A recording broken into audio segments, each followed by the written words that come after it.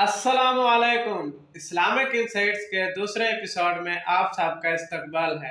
आज हमारे साथ फिर मुल्ला साहब हैं। मुल्ला साहब, आप हमारे दूसरे एपिसोड में तशरीफ़ लाए हैं, बहुत बहुत शुक्रिया। तो अब हम अपने सवालात का सिलसिला शुरू करते हैं। तो क्या आप तैयार हैं? मास्टर साहब, आप सवाल पूछें, मैं अपने इल्म के मुताबिक जवाब देने की पूरी कोशिश करूंगा। वाजिबुल वजूद किसको कहते हैं और इससे क्या मुराद है? ज़ात बारी ताला को वाजिबुल वजूद कहते हैं और इससे मुराद वो ज़ात है जिसका होना ज़रूरी हो। बहुत खूब मुल्ला साहब। अच्छा ये बताएं, अल्लाह ताला के कदीम और अज़ली होने का क्या मतलब है? अल्लाह ताला के कदीम और अज़ली होने का मतलब ये है कि वो हमेशा से है। ज़बरदस्त मुल्ला साहब। अगला सवाल है, अल्लाह ताला के अब्दी होने से क्या मुराद है?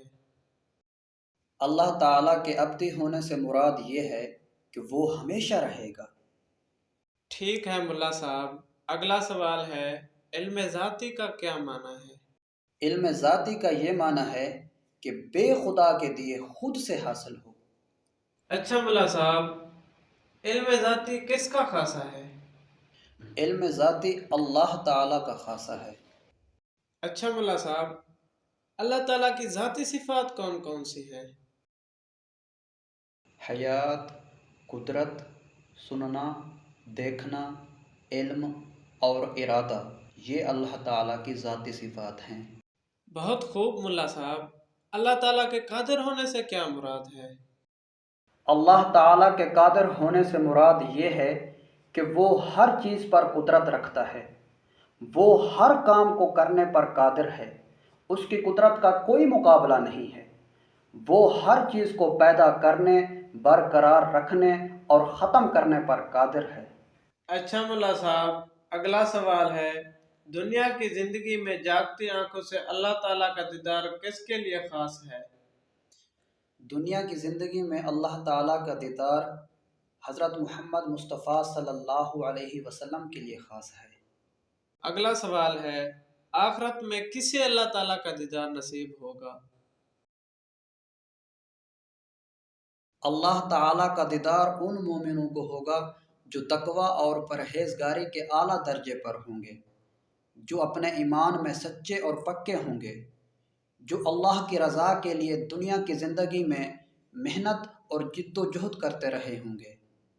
अच्छा मुल्ला साहब, बहुत खूब। क्या अल्लाह ताला की ज़ात व सिफ़ात के सिवा कोई चीज़ कदीम है? अल्लाह ताला की ज़ात व सिफ़ात के सिवा सब चीज़ें हादिस हैं, यानी पहले न थी फिर मौजूद हुई। वाह मुल्ला साहब, बहुत खूब। तकदीर का मतलब क्या है? हर भलाई बुराई उसने अपने इल्म अज़ली के मुवाफ़िक़ मुक़द्दर फरमा दी है। जैसा होने वाला था और जो जैसा करने वाला था उसने इल्म से जाना और उसे लिख दिया। तो ये नहीं कि जैसा उसने लिखा वैसा हमको करना पड़ता है, बल्कि जैसा हम करने वाले थे वैसा उसने लिख दिया। ज़ैद के ज़िम्मे बुराई लिखी इसलिए कि ज़ैद बुराई करने वाला था। अगर ज़ैद भलाई करता तो वो उसके लिए भलाई लिखता। तो उसके इल्म या उसके लिख देने ने किसी को मजबूर नहीं किया। अच्छा मुल्ला साहब, आज का आखिरी सवाल है, कोई बुराई सरजद हो जाने पर उसे तकदीर की तरफ मंसूब करना कैसा है? बुरा काम करके तकदीर की तरफ निस्बत करना और मशीयत इलाही के हवाले करना बहुत बुरी बात है। बल्कि हुक्म यह है कि जब कोई अच्छाई करे तो उसे मिन जानिबिल्लाह कहे, और जब कोई बुराई करे तो उसे शामत नफ्स तसव्वुर करे। अच्छा मुल्ला साहब, आज के तमाम सवालात के जवाबात देने का बहुत बहुत शुक्रिया। आप सबसे दरख्वास्त है, हमारे चैनल को सब्सक्राइब करें। आपकी मोहब्बत और साथ से ये सिलसिला मजीद बेहतर होगा। आज की गुफ्तगू यही खत्म होती है। जिए, मुस्कुराएं और खुश रहें।